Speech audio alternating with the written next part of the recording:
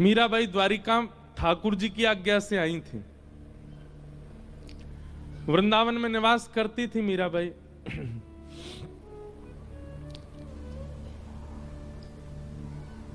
अधिक यश होने के कारण वृंदावन में इतना यश होने लगा था मीराबाई का कि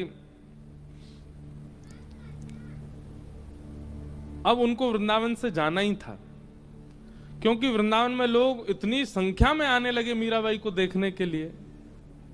तब मीराबाई ने मन बनाया कि अब कहां जाएं। तब ठाकुर जी ने आज्ञा की द्वारिका जाओ।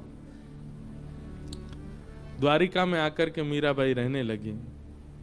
यहां पर एक ऐसा प्रसंग भी आता है, महादेव जोगी का भेष धारण करके आते और मीराबाई के पास आके सत्संग सुनाते।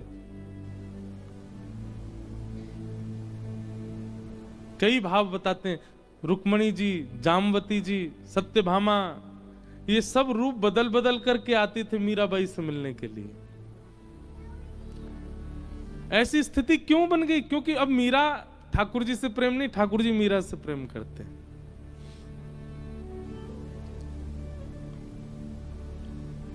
मीराबाई के जो देवर थे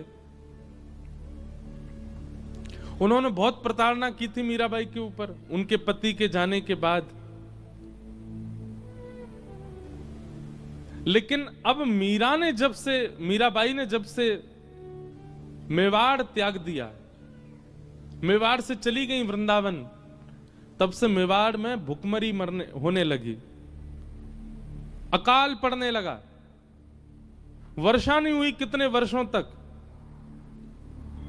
बड़े बड़े राज पुरोहितों को बुलाया गया, बड़े बड़े संतों को बुलाया गया और सबने अपने ज्योतिष विद्या आदियों से केवल एक ही उपाय बताया। बोले घनघोर वैष्णव अपराध लगा है मेवाड़ को।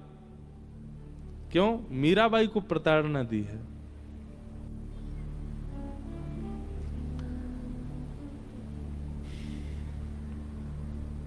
अब बोले एक ही उपाय है, मेवाड़ को यदि सुरक्षित करना है तो मीराबाई को वापस बुलाओ। अब मीराबाई का तो ससुराल है मेवाड़, वो तो जन्मी मेड़ता में, अब रही वृंदावन में, फिर आ गई द्वारिका। मेवाड़ तो मजबूरी में रह रही थी। अब द्वारिका में मेवाड़ से बड़े बड़े राजपुरोहित, बड़े बड़े ब्राह्मण, बड़े बड़े वेदज्ञ आने लगे और सब आकर के केवल यही पूछते, मीराबाई कहां है?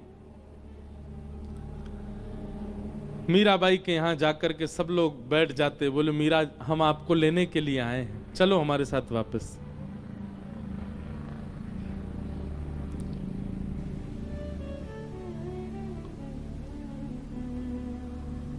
मीराबाई कहती अब मैं थक चुकी हूं, अब मैं वापस नहीं, मैं मिलने के लिए आई हूं ठाकुर जी से, दूर होने के लिए नहीं आई हूं।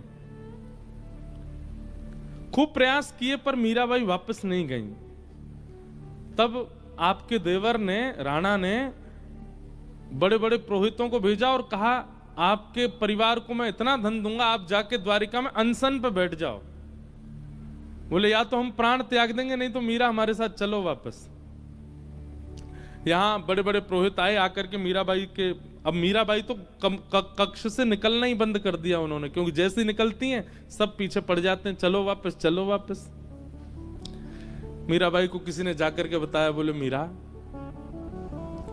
समुद्र के तट पर, गोमती के तट पर सब राज पुरोहित अनशन पर बैठे हैं तुमको ले जाने के लिए।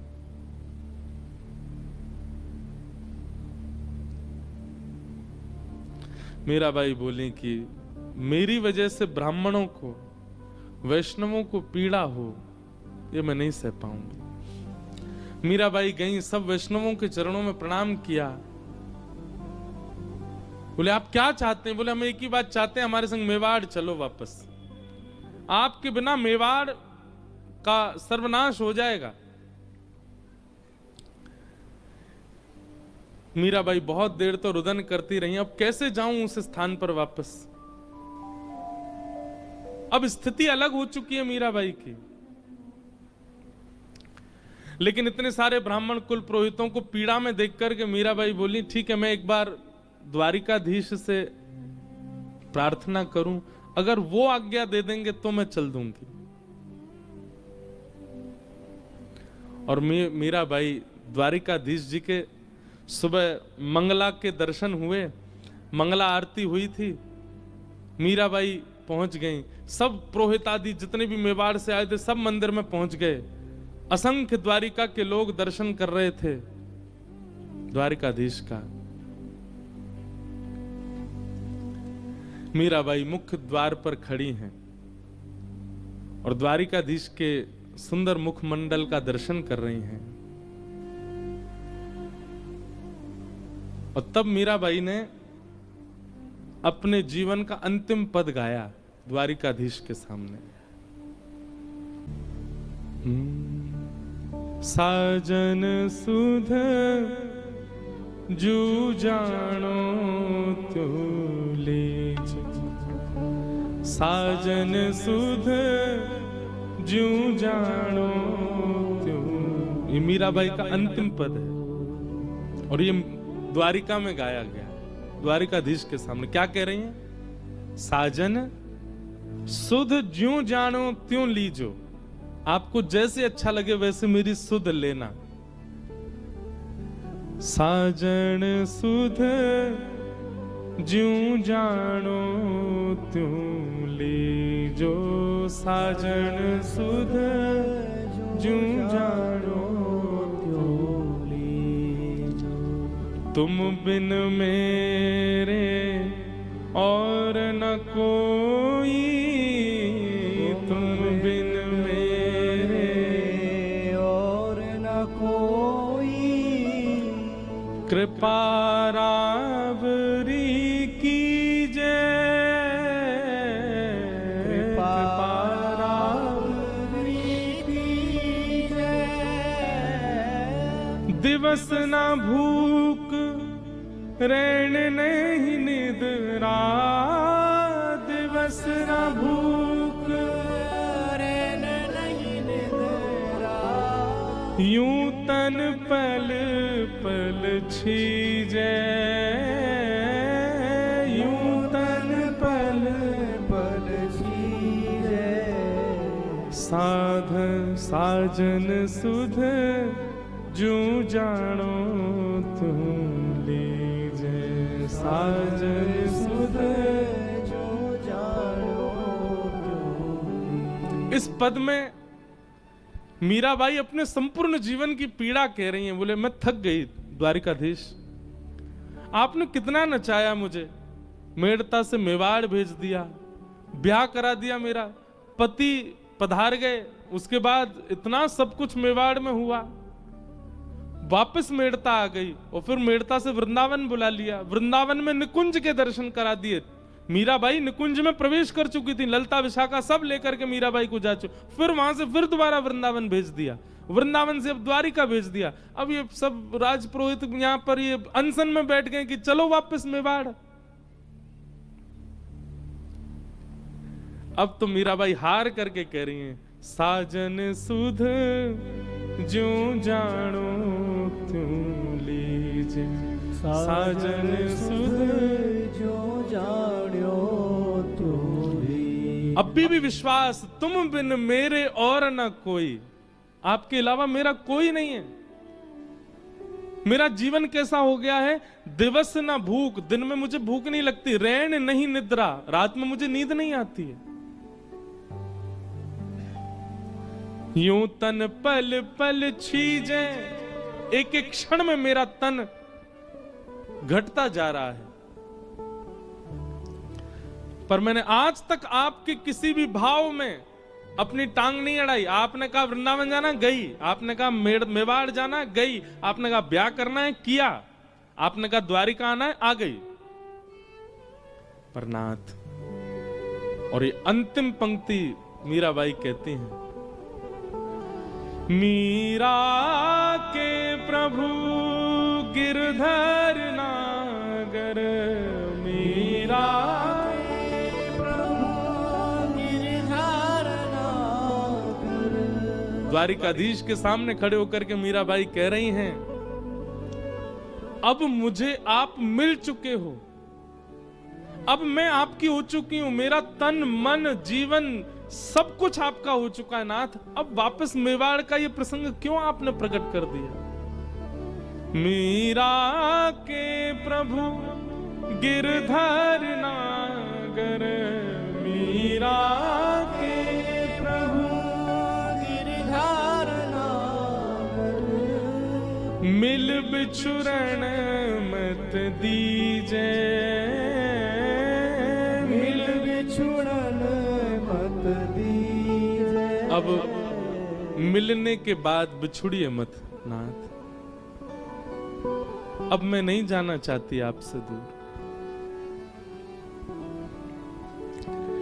मिल बिछुरण मत दीजे, ये शब्द जैसे ही गाया मीराबाई ने, शंख चक्र गदा पद्मधारी द्वारिकाधीश प्रत्यक्ष प्रकट हो गए सामने। और कैसे प्रकट हुए?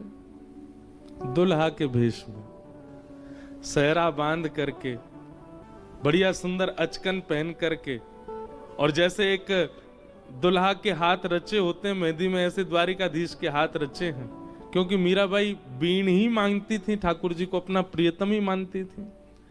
ठाकुर जी बिल्कुल दुल्हा के रूप में, मंगला के दर्शन में द्वारिकाधीश प्रभु दुल्हा के रूप में प्रकट हो गए। सुंदर सिर पर सहरा पहना है और बढ़िया किरीट धारण किया है, गले में मालाएं पहनी है, हाथ पूरे रचे हुए मेहंदी से, सुंदर बिल्कुल एक दुल्हा के भांति ठाकुर जी प्रकट हो गए।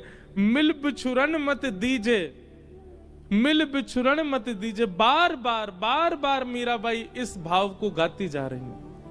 एक अद्भुत प्रकाश द्वारिकाधीश के मंदिर में प्रकट हुआ, मानो सूर्य चंद्र एक साथ प्रकाशित हो गए हों।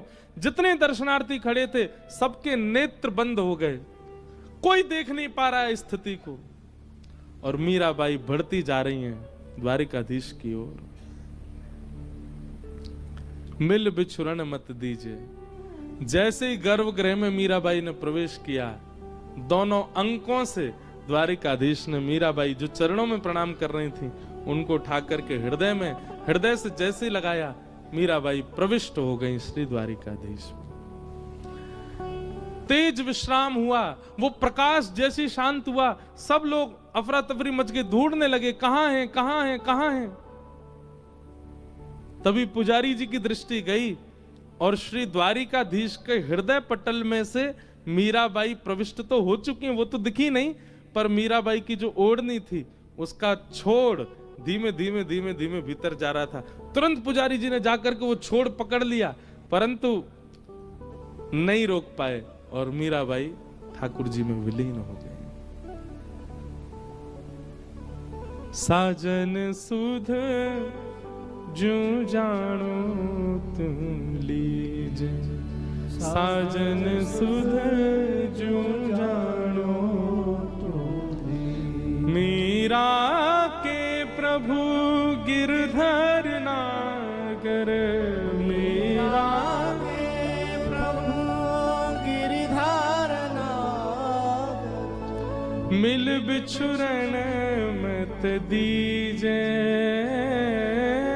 मिल बिछुड़न मत दीजे, साजन सुध जो जानो तुम लीजे, साजन सुध जो जानो तुम लीजे। और मीराबाई विलीन हो गई द्वारिकाधीश में। और उस दिन द्वारिकाधीश का मुखमंडल इतनी प्रसन्नता में, ऐसा अद्भुत दर्शन द्वारिका में कभी नहीं हुआ ठाकुर जी का।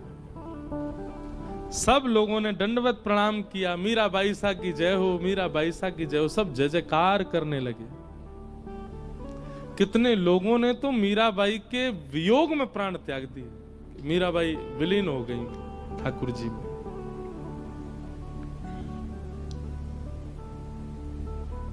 ये वो द्वारिका की भूमि है। यहाँ की पूर्ववर्ती कथा द्वापर की तो सब सुनते ही है, पर कलयुग में मीरा प्रविष्ट हो गई ठाकुर जी में।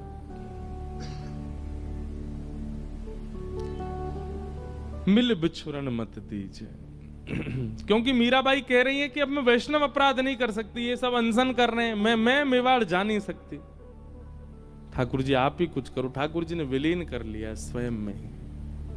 और ऐसे भक्तिमती मीरा, पूछा जाए अभी कहाँ है तो द्वारिका में ही है, द्वारिकाधीश के साथ है। बोलो भक्त वत्सल भगवान की जय।